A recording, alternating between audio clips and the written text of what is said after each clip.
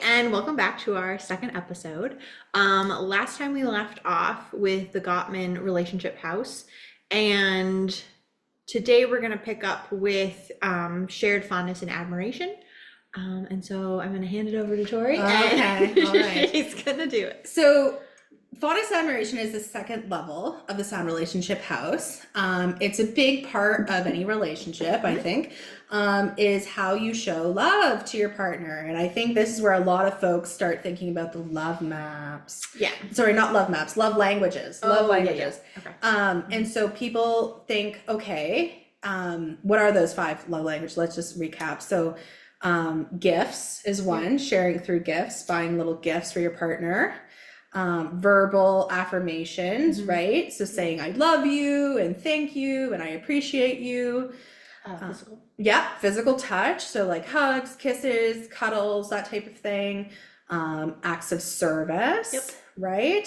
So doing things for your partner.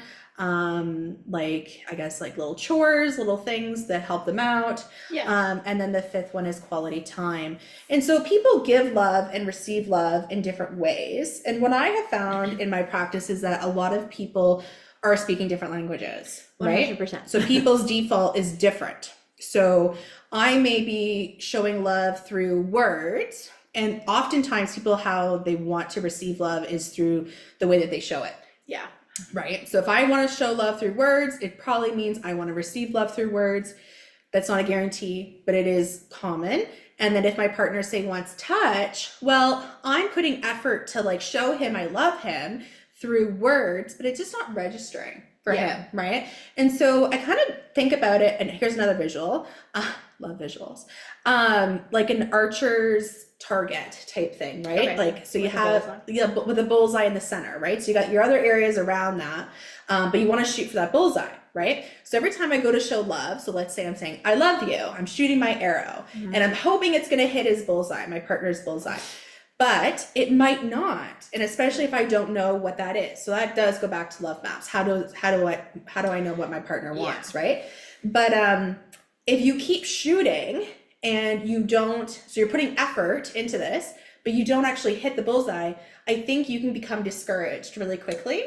And so then you stop, right? Like if you're not getting what you want, like if you're not getting that reaction out of your partner, people stop. And then that's a big problem because people aren't showing love anymore then, right? And people don't feel loved. Yeah, and I think also, I think it's an easy thing to kind of slip into for some people. It is. It sort of goes hand in hand with when things become like a routine. So you have two things going at once, right? Yes. Like you have, we're slipping into a routine, we have kids to raise, we have jobs, we have stressors, but then we also have just not communicating how we want to be shown love. Yeah. It's really simple. Like when it boils down to it, like, how do you want to receive love? Because if I know, then I can do that, right? Yeah. And the Gottmans talk about your emotional bank account. So Cassandra was talking about how you have those different accounts for your different people in your life, right? Like family and children and what have you. So in the previous episode. So in today's episode, like talking about the relationship account more specifically, we want to make sure that account is full of metaphorical money, right? We want to be really greedy. We want lots of deposits going in that account. So that's every time you make an effort, right? To show love. Yeah. To counterbalance the times where you're making withdrawals, right? So you want lots and lots, of money in that account. Yeah. Do you find people like really resonate with that analogy? Yes. Yeah. I think that really puts it in perspective for them when I kind of describe it like the different bank accounts. Because obviously most people have a bank account, so they can visualize the sort of like putting money in, taking money out. Exactly. And so, if you put a lot of money, metaphorical money, into your account, you are going to have a more intentional, loving relationship and have your needs met. Yeah, exactly. And I think when people have more money, they're better, right? Like they don't feel like the blows don't feel so low, right? Yeah. Like if you don't have much money in the account and you make a withdrawal, you really feel it, right? But if you have tons of money in that account and you make a small withdrawal, not as big of a deal. And so that's why I really want to encourage you to make as many deposits as possible.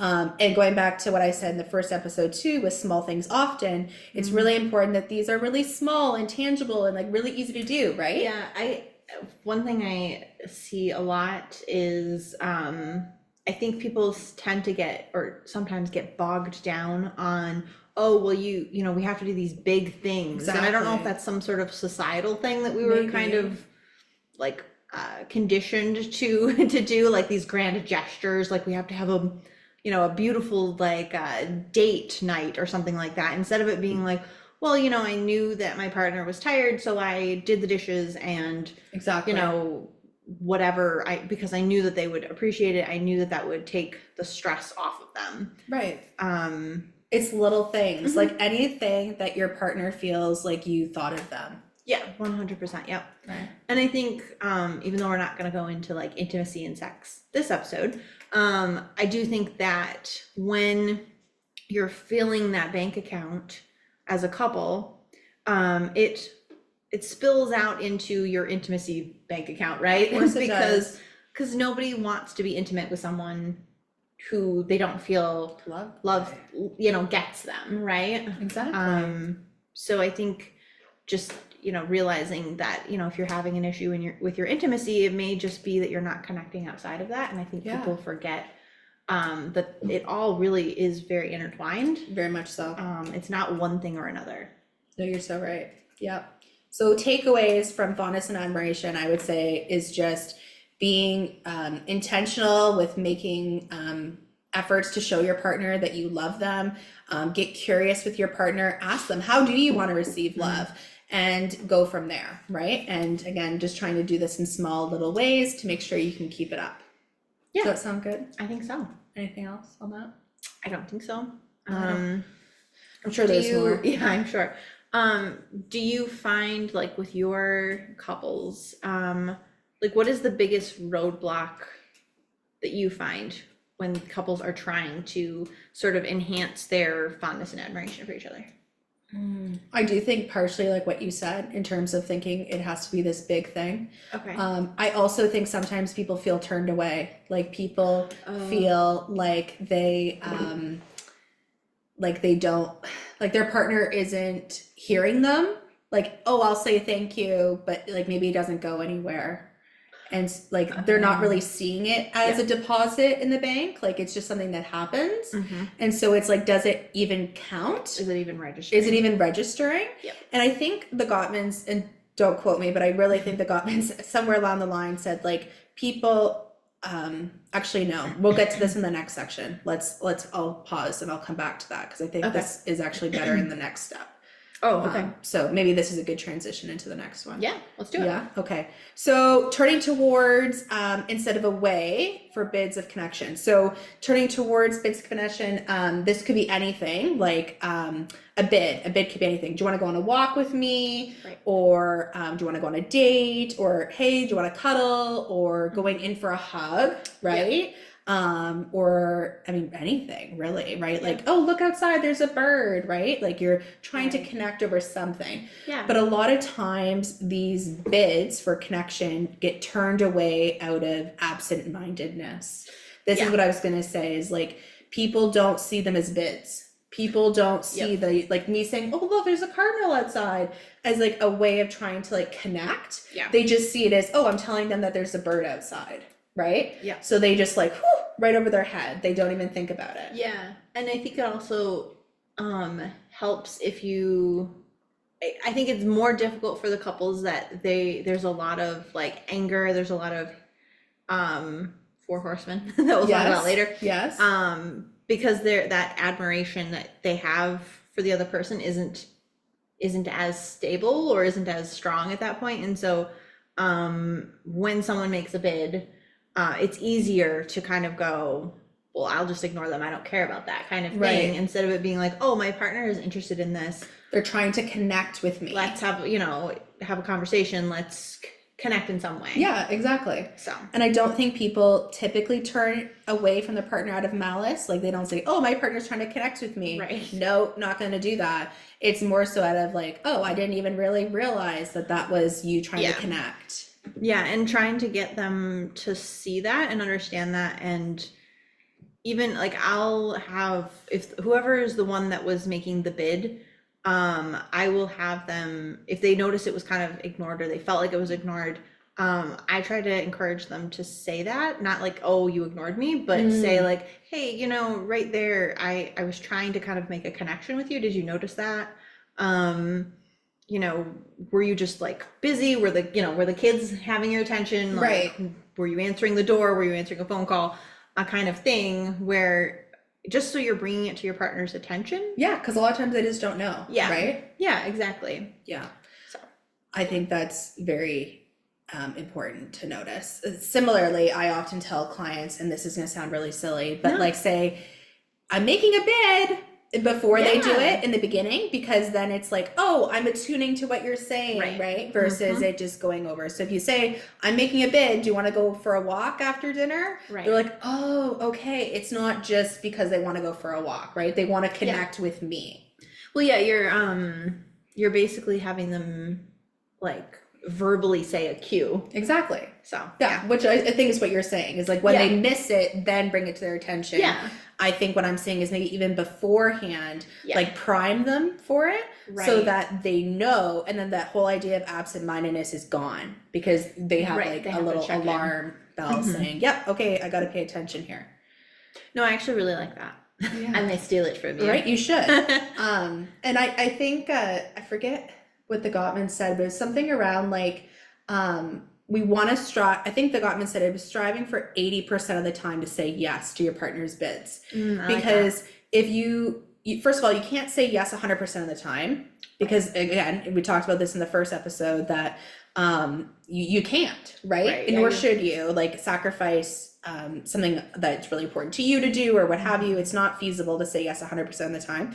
But we want to say yes the majority of the time, because if we say no too often, our partner's not going to ask anymore. Right. Yeah. Right. And so we want to continue that. So if you say yes to your partner the majority of the time, 80% of the time, those are good odds. Yeah. I like those odds. I would put myself out there to ask if my partner said yes the majority of the time. Yeah, definitely. Yeah. So I think 80% is something to strive for. Yeah, I think that's just a really good way of summarizing that. Yeah, I like Say that. yes when you can, because it's going to come back to you too, where you want your partner to say yes to you. Yeah, and I was gonna kind of bounce off that for a second. Yeah.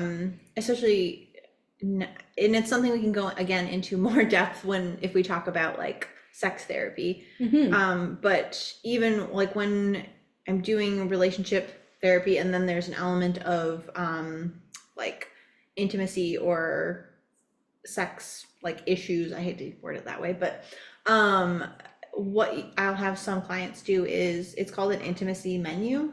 Never heard of this. Yeah, it's pretty prevalent like in sex therapy. Okay.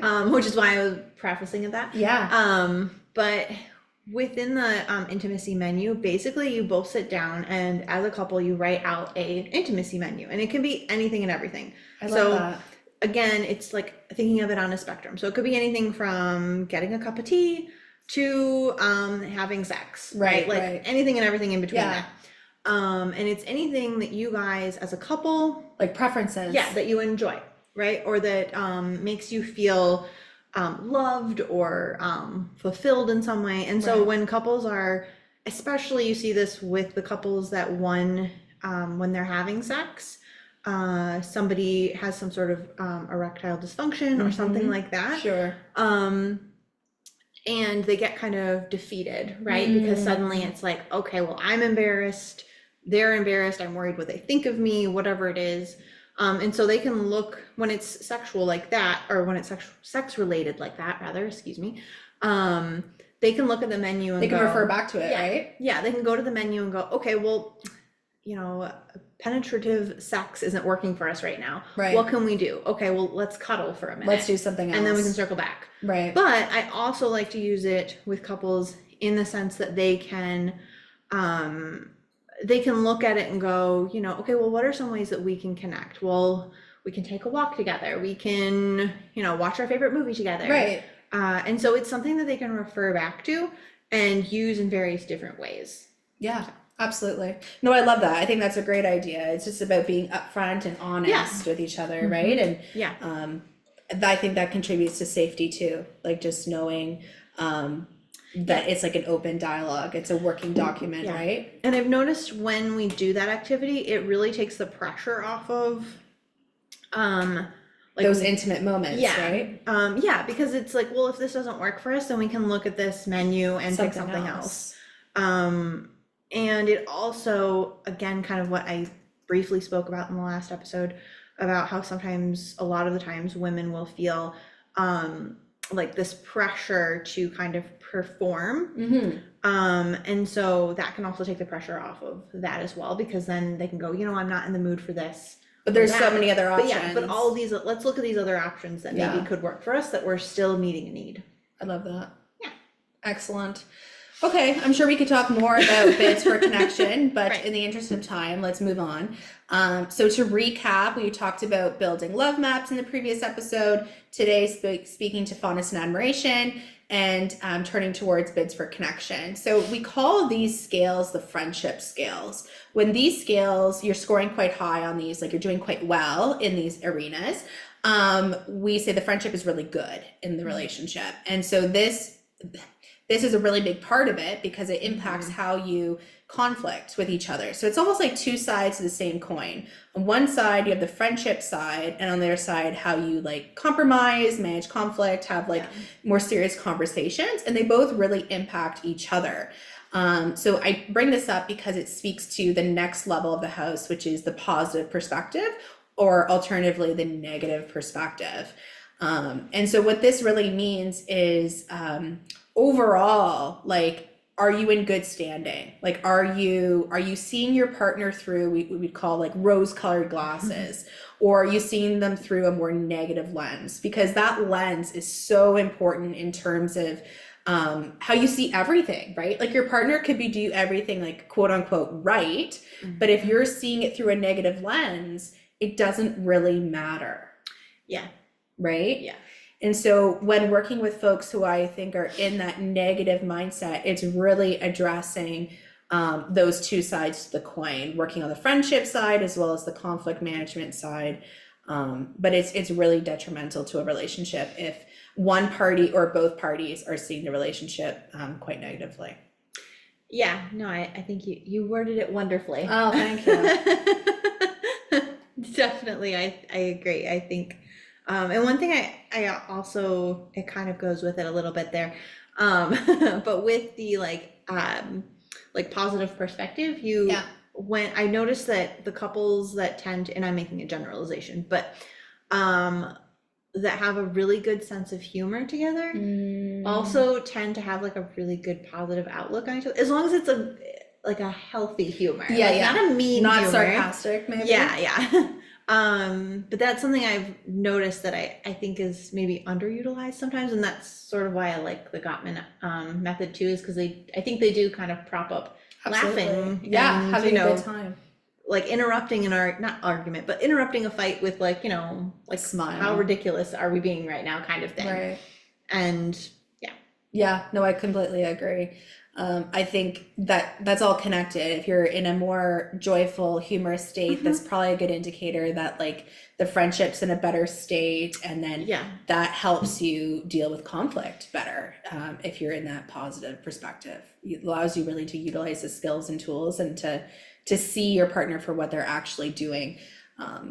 Instead of that negative lens. Yeah. Very good. Okay. Do we want to save conflict for later? Yes. Okay. So the sound relationship house has like this nice meaty part in the middle that's about conflict. There's lots and lots to talk about regarding conflict. So we're going to use that in a separate episode to break down a little bit more. But maybe we'll touch on the last two sections. That's good. Do you want to talk about them or shall I? I've been making you do it all. I know. Sorry. You're just so good at You're funny. summarizing it. It's my just goodness. great. All right, I'll give it a whirl. Okay, go ahead. So for the next level is making life dreams come true. Mm-hmm. And so usually I like to think of it as what is it in your life that as a couple you want to work towards? Mm. And most couples kind of have an idea, you know, like, oh, well, we want to raise healthy kids, or we want to buy a house, or, you know, it can be Sure. something like that.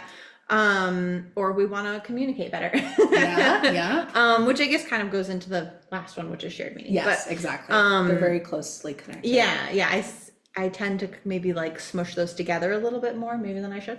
But here we are. Here we are. Here we They're are. connected.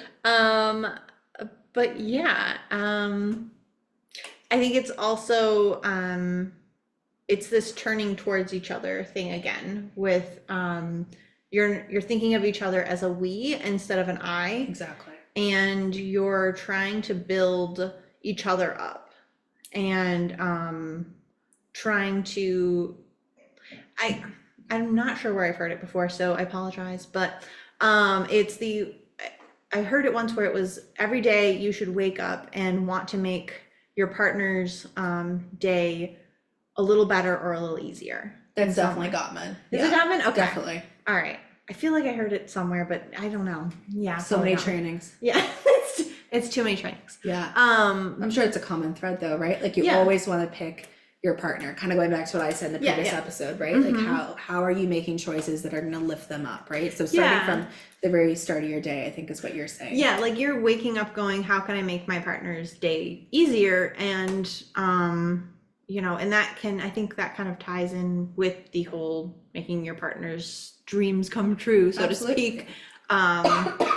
And yeah, did I miss anything? I feel like I missed a lot. No, I think it's actually quite simply put. Okay. I would say what comes to mind for me when I'm talking about these last two sections of the house is like you guys are individual people with individual interests. You're your own person, and you should be, right? You should have a life outside of your partner as well, with friends and family and interests, and then for me, when I think about the supporting each other's individual dreams, is like we're different people with different dreams. We have to support each other in that. But then the last section is how do we come together to create shared meaning? So often when I talk to couples about this, it's like, okay, so we're two people going on life like this.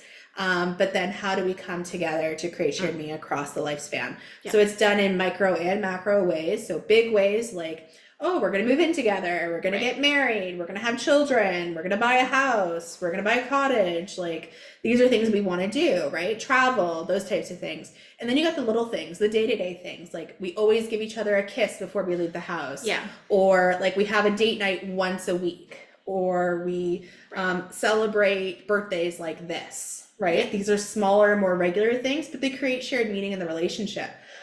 Pardon me.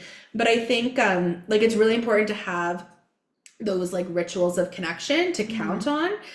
Every couple's different, right? Like some people are a little bit more low key and homebodies. And so like their ways of connecting are going to be very different than people who are like super active and social, and one's not better than the other. It's just what works for that couple. Yeah. And I think also maybe even describing it as like, what is your family's culture? Like a lot of people bring in like ways of creating shared meaning from their upbringings and cultures. Yeah.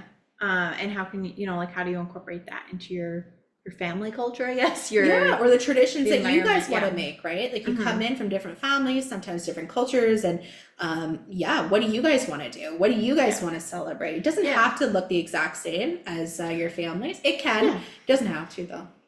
True. Yeah. So I really think there's a lot of room for individuality here, and everything we talk about is like super tailored to your relationship. That's something I really appreciate about the Gottman approach is it's not a one size fits all. Like certainly we're talking about these like frameworks and things like that, but every couple is different within the framework. Yes, I agree. You agree? Okay, wonderful. So that's the sound relationship house minus the conflict. Right. Okay. Which we'll want to give more attention to because there's a lot. There is a lot. Yes. Okay. So do we call it there? I think so. Okay. Let's see what we got. We can always edit that